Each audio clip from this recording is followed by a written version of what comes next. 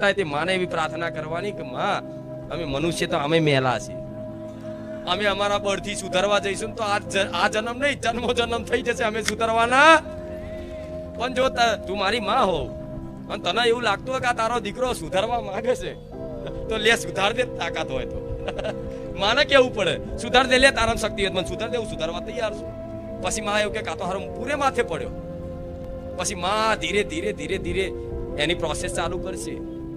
એ પ્રોસેસમાં પણ પછી દુઃખી થઈને માને રિહામણા નહીં કરવા, દુઃખ વધે તે કઈક પરિસ્થિતિ એવી ઊભી થાય જેમ કે તે માં થોડી લીલા કરે. લીલા મતલબ જે તમારા હોય પારકા થઈ જાય.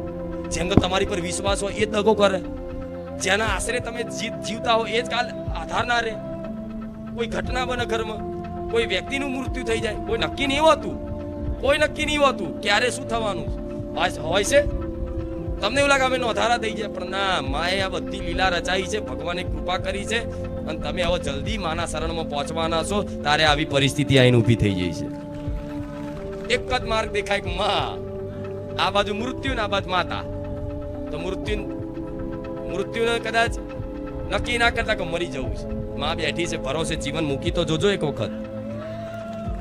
મરી જઈલા જો ઊભા કરી દેતી હોવ, જોયા છે ને પડચા કે નાકમાં રૂ ઘાલ દીધા લઈ જાઓ, એવા પડચા છે, એવું કઈ નહીં બતાવતી.